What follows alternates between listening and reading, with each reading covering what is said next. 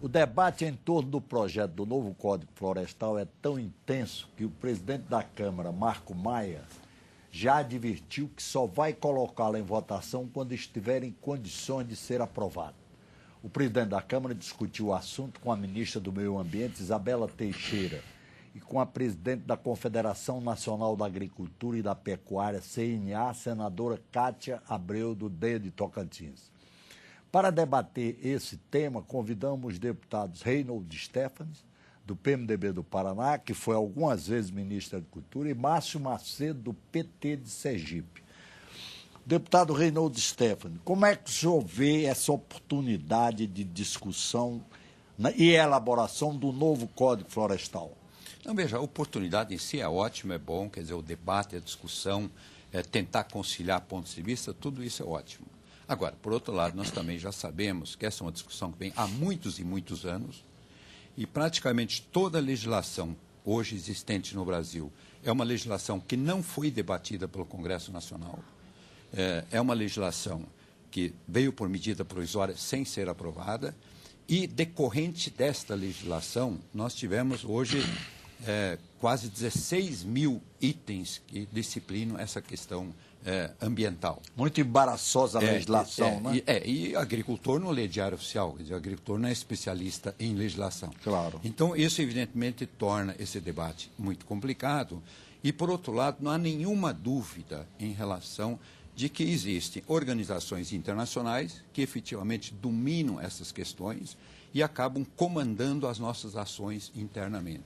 Então, é uma discussão que tem sido muito doutrinária, muito política e principalmente muito ideológica, sem ter aquela racionalidade, sem ter a ciência que é necessária para se tratar de uma questão deste nível, ou seja, a questão de se produzir, por um lado, que é necessário que nós produzamos, e o Brasil é um dos países mais eficientes em produção agrícola do mundo, que haja sustentabilidade e que haja respeito ao meio ambiente, no sentido de conciliar essas três questões, mas de forma, vamos dizer, técnica, de forma científica, de forma efetivamente agindo com racionalidade. Quer dizer, conciliar a produtividade, o meio ambiente e... Sim, a sustentabilidade, o meio ambiente e a produção. E a produção. Quer dizer, isso é perfeitamente possível desde que se debate esse assunto com a devida racionalidade. E não quando se radicalizam posições, que às vezes são de um lado, tanto de outro. Mas eu diria que há muito debate ideológico. Um dos grandes exemplos que eu dou é, num dos debates que eu participei há pouco tempo, o representante de uma das grandes organizações internacionais que comandam um pouco no Brasil essa questão do meio ambiente, em 20 minutos falou 8 vezes em Karl Marx. Nada em Karl Marx, no nosso grande filósofo, no nosso grande humanista, evidentemente, uma pessoa que merece todo o respeito, só que nós não estamos discutindo modelos de produção marxistas ou comunistas, e nós temos um modelo de produção. Claro. Então, quer dizer, a discussão ela vira muito ideológica, ela vira muito politizada, ao invés de ser uma discussão que traga racionalidade para que aqueles pontos que precisam ser efetivamente conciliados, e todos nós sabemos quais são esses pontos. São basicamente 5 ou 6 pontos que precisam, evidentemente, uma discussão mais aprofundada. Quais são esses 5 ou 6 pontos? Bom, o primeiro ponto é o seguinte: se a pequena propriedade tem condições ou não tem condições de ter reserva legal. Essa é a primeira, já que no mundo inteiro não existe. E uma pequena propriedade, se você coloca uma reserva legal, pode torná-la inviável. A segunda questão é se nós podemos continuar plantando em topos de morro, onde já plantamos, não é nada de derrubar coisa nova, mas onde já se planta há 20, 30, 50 ou até 100 anos café, ou se planta soja. Maçã, não, soja não se planta, café, maçã, uva, que se planta em costa e topos de morro. No Brasil... em costa de morro. Isso acontece no Brasil, acontece no mundo. O outro ponto é se continuamos plantando em várzea ou não. O arroz que nós comemos é plantado em várzea. E o mundo todo planta em várzea. E as grandes civilizações do mundo surgiram exatamente nas várzeas. E no Brasil também em várzeas. Claro, também em várzeas. O Rio Grande do Sul tem uma grande... Não, é claro, é tudo praticamente plantado só em várzea. É plantado há mais de 50 anos em várzea. Bom, e como se pode plantar, então, em topo de morro, em costa, de forma sustentável, mesmo nas várzeas de forma sustentável. Isso a ciência já tem tecnologia para isso. Outro ponto é a largura que nós devemos ter de recomposição de florestas nas beiras dos rios. Então, evidentemente, quando houve a colonização, principalmente no centro-sul do Brasil, não havia legislação. E as matas foram desmatadas até as beiras dos rios. Bom, depois veio a legislação e exigiu 5 metros. E há poucos anos atrás veio uma legislação que passou de 5 para 30. Então, você imagine 1 milhão de pequenas propriedades no Brasil que tem pequenos riachos de 1 metro, 2 metros de largura passando por dentro dessa propriedade. Essa propriedade acaba se tornando inviável sob o ponto de vista de produção. Então, essas questões têm que ser efetivamente discutidas e equacionadas. Então, esses são alguns dos pontos principais, né, que hoje estão, que deveriam, na minha visão, serem discutidos com muita racionalidade, tanto sobre a sustentabilidade. Afinal, um pequeno riacho de 1 metro, ele precisa de 30 metros de cada lado? Não. Quem não vai dizer? A ciência. Né? Isso não é uma decisão política. Depois a gente volta. Deputado Márcio Macedo, como é que o senhor vê a discussão do voto, aliás, do Código Florestal? O Código Florestal é um tema estratégico para o país. Como tal, ele gera polêmicas e pontos discordantes e pontos de consenso. Ele foi redigido em 1965, é um código da década de 60, muito bem escrito, por sinal. Mas é óbvio, e aí nós concordamos também, que o mundo mudou e o Brasil mudou. Então é necessário que haja um processo de reforma do código. O que não pode acontecer é o código feito no século XXI mudar para pior, para o século passado. É esse o debate que nós temos que fazer. Eu também tenho preocupação... E há esse risco? Eu também tenho preocupação de que o Código Florestal, que está sendo discutido, ele não reflita uma divisão do país entre ambientalistas, ruralistas e agricultura familiar. Eu acho que isso não constrói para o país e não é correto. Mas nós temos que superar esse debate e discutir os temas do ponto de vista técnico, à luz da ciência e à luz da documentação que está aí. De forma sensata e equilibrada. Então, eu tenho feito esse debate de que é importante aprofundar essa discussão e que ele possa ter um texto legal que reflita essa diversidade de um país mega diverso.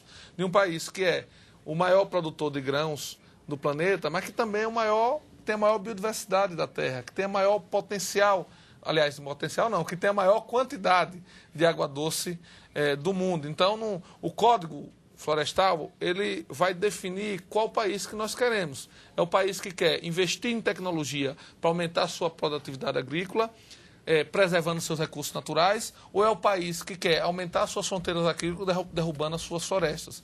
É esse debate que nós temos que fazer, de forma muito equilibrada, muito respeitosa e de forma consistente. Esses pontos foram colocados aqui por você e o deputado Ronald, com a propriedade que tem, com as convicções que ele tem, que tem o meu respeito, colocou aqui algumas coisas, e tem algumas coisas que eu acho que são importantes. Por exemplo, a área do EPP. É importante de preservação permanente, é importante para o meio ambiente, para o Brasil, mas é importante também para a agricultura. Nós sabemos que se derrubar a mata ciliar, chamada área de preservação permanente, provoca assoreamento dos rios. Se derrubar a reserva legal, a ausência da mata estimula a presença de pragas e de destruição da própria agricultura. Então, é importante ter a reserva legal. Por exemplo, a reserva legal não dá, sabe, para abrir mão das propriedades não ter a reserva legal. Sobretudo o que está de pé. Agora é óbvio que isso pode ser manejado também. Não é nenhuma discussão religiosa sobre isso. Se tiver tecnicamente adequado, com autorização do órgão ambiental competente do CISNAMA, é possível, inclusive, fazer manejo na reserva legal. Agora é importante ter a reserva legal como sustentação da questão ambiental. E a área de preservação permanente que é fundamental nesse sentido.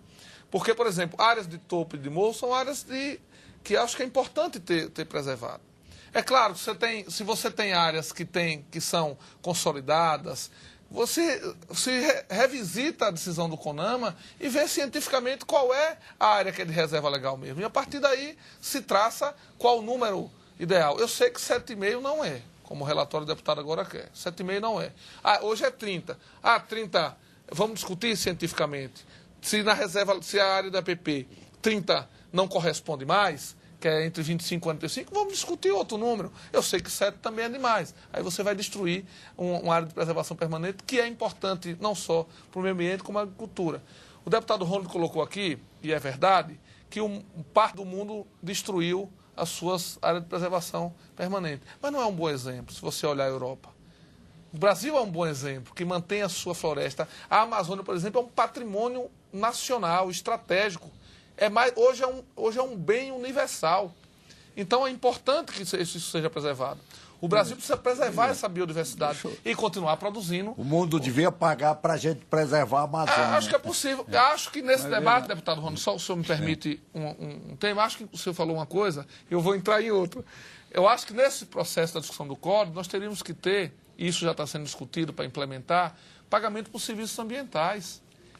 O Estado não subsidia a agricultura, por que o Estado não pode subsidiar quem preserva, quem garante a mata de pé? Eu gostaria de entrar um pouco nessa discussão. Pois não, deputado. Tá. Quer dizer, primeiro é o seguinte, eu vejo que sempre se baseia no Código Florestal de 1965. O Código Florestal de 1965, e que foi citado pelo meu colega deputado, efetivamente foi um código tecnicamente elaborado.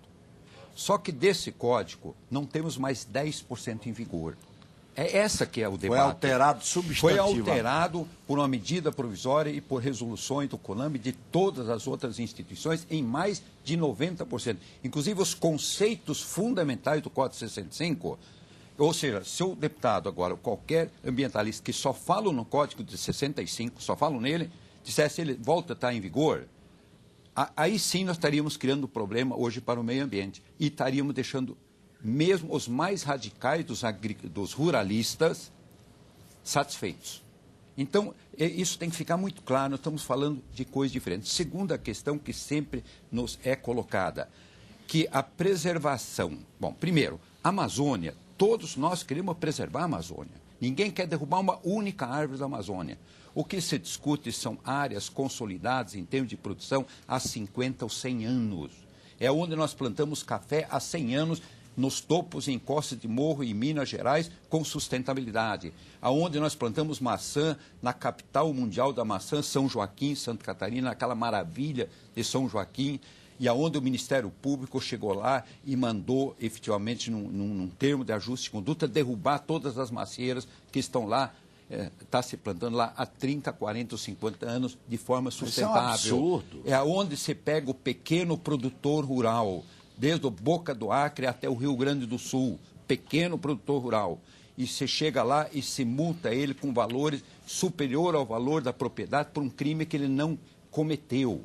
E tem que ficar muito claro, as atuais regras criadas transformam, isso disse claramente, 3,5 milhões de produtores agrícolas brasileiros.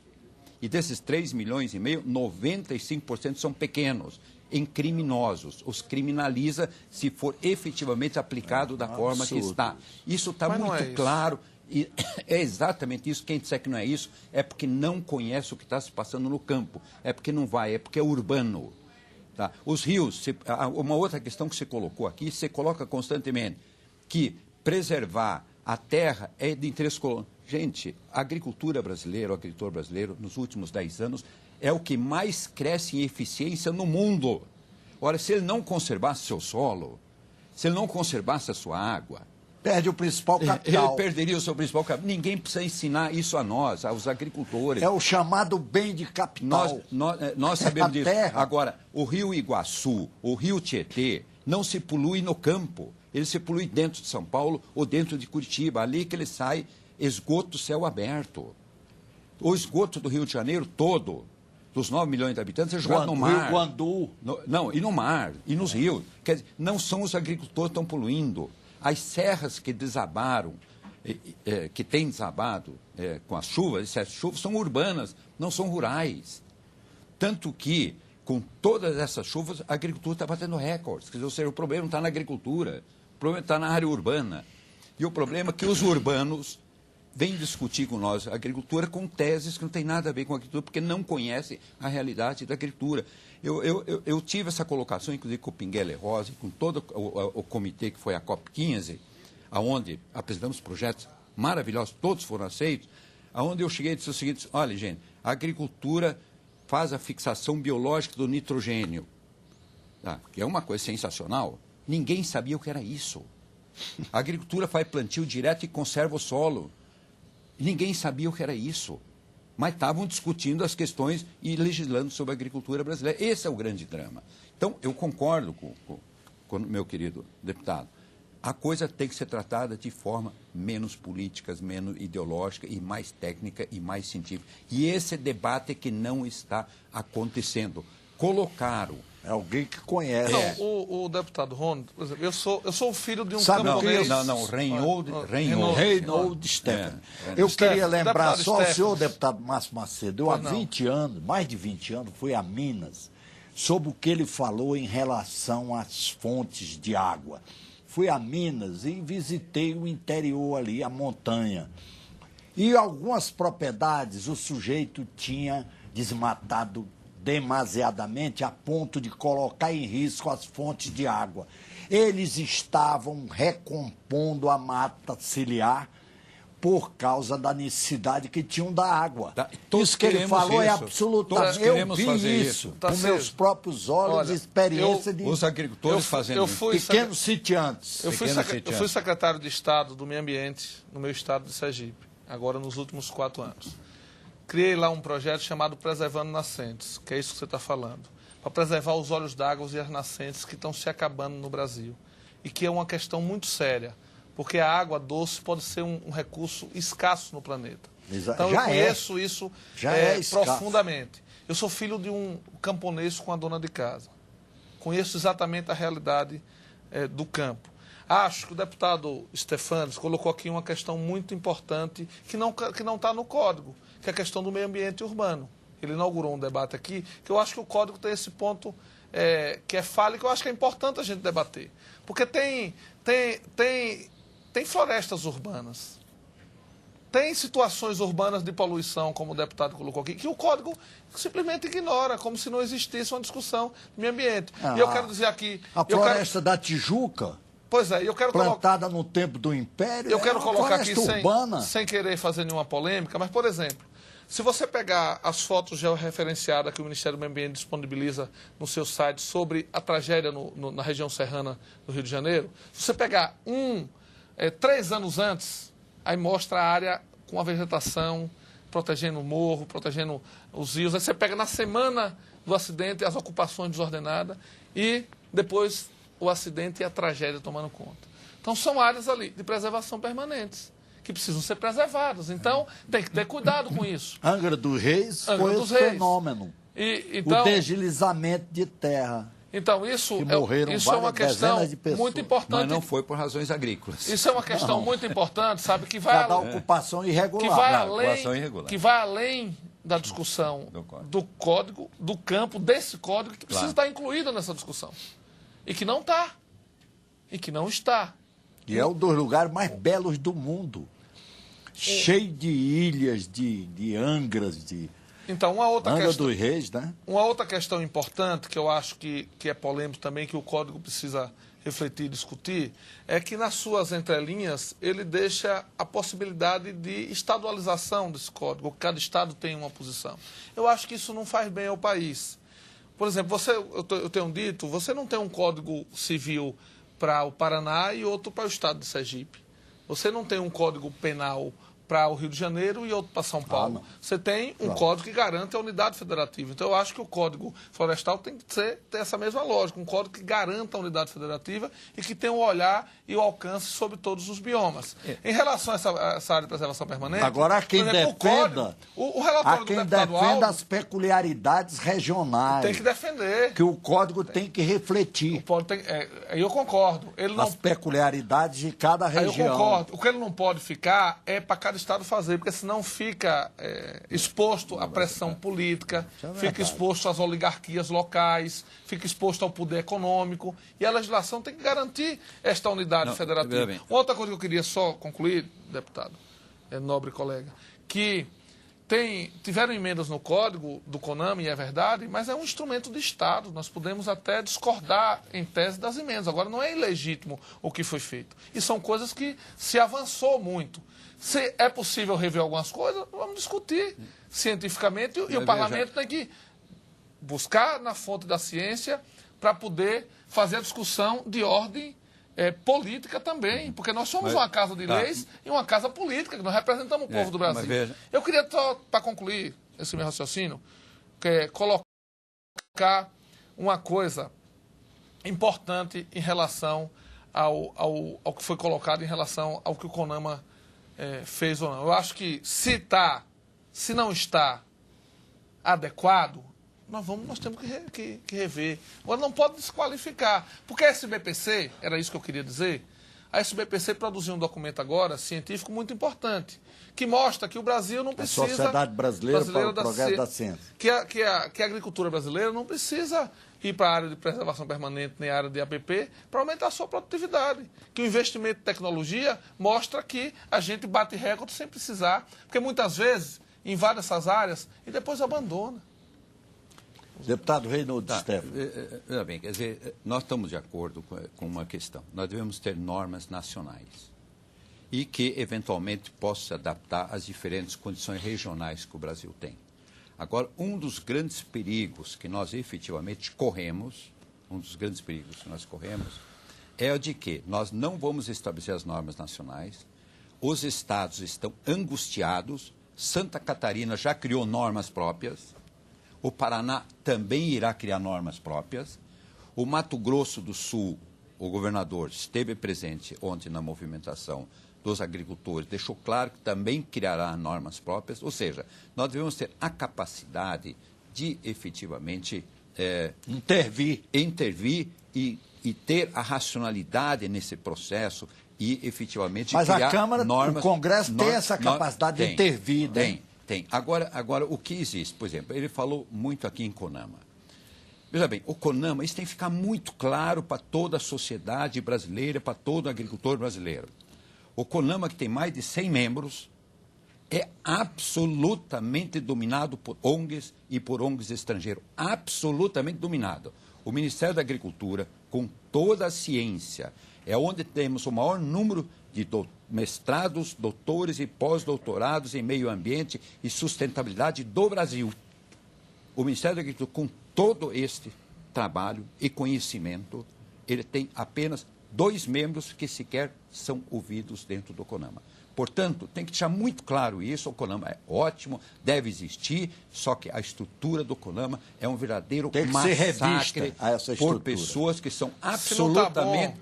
Se discuta a sua revisão, que não pode condenar o instrumento. Urbanas. Para dar maior representatividade. São absolutamente pessoas urbanas, sem nenhuma visão rural e dominado absolutamente por... Deputado, eu conheço a formação do CONAMA, são que eu fiz parte. 23 ONGs. Ele conhece. São 23 conhece, eu conheço ONGs, também. São 23 ONGs que representam e comandam efetivamente. Eu acho que o instrumento como o CONAMA, do Conselho, deputado, ele é importante existir. Então ele tem que ser evidentemente reformulado. Nós não podemos ter um ditado lá no meu interior que diz assim: se você está com uma criança tá dentro da água, tá bom, não com se bebê, joga água não fora. Se joga o bebê, a água com o bebê. Então, se joga água, tira o bebê e joga água fora. Se isso o CONAMA, é nacional. Se o CONAMA... Aliás, nem o CONAMA foi criado por lei. Veja bem, tudo aqui no Brasil, quer dizer, se fala tanto que essa casa política, mas o Código Florestal em vigor não foi discutido por essa casa. Não foi construído.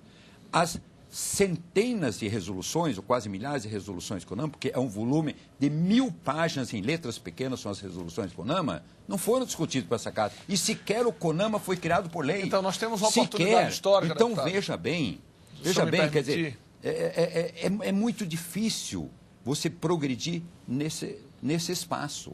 Hoje tenta-se dar uma discussão política, que eu acho correto. Mas aquilo que eu disse ontem, depois do líder do PSOL, que aliás que é a pessoa, vamos dizer, mais radicalizada contra até o modelo de produção brasileira, que foi colocado para negociar. Então já foi negociado no sentido de que não haja entendimento. Então, num determinado momento, diz o seguinte: nós somos uma casa política, nós temos que discutir esse assunto. É verdade, não tenho nenhuma dúvida. Mas a maioria é que decide. Só que o agricultor brasileiro, que está lá na enxada, que está lá produzindo, não pode esperar uma discussão política que se eterniza. Quer dizer, ele não tem, ele tem que produzir. Ele não pode estar lá sendo...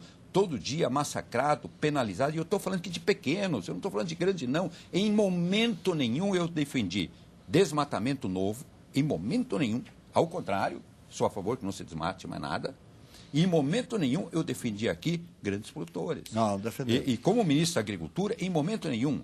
Eu estou, efetivamente, pensando naquele sujeito que tem 30, Mas 40, 50, 60 O anos. nosso tempo, infelizmente, está esgotado. Eu queria só concluir dizendo que... Bem rápido. Que o que o deputado colocou aqui pode ser a opinião dele, e eu respeito muito. Agora, o texto do código reflete, em sua maioria, o agronegócio. Esse é um ponto. Segundo ponto, eu tenho posições diversas nesse processo. A minha posição e a do meu partido, do PT, não é de protocolar a discussão. Nós queremos fazer a mudança do código, queremos votar. Nós não queremos fazer de forma assodada, nem a toque de caixa e repique de sino. Nós queremos, com o tempo que a gente tem aí, poder fazer uma discussão aprofundada, com rigor técnico e com alcance político, para que o Código Brasileiro Florestal, gestado nesse momento histórico do Parlamento do Brasil, seja estratégico para o país. Nosso tempo está esgotado, infelizmente. Muito obrigado aqui pela presença do doutor Reinhold Stephan, deputado do PMDB do Paraná, foi ministro da Agricultura e revelou sensatas posições sobre o problema da agricultura. Muito obrigado pela presença do deputado Márcio Macedo, do PT de Sergipe. Muito obrigado pela audiência e até o próximo Brasil em Debate.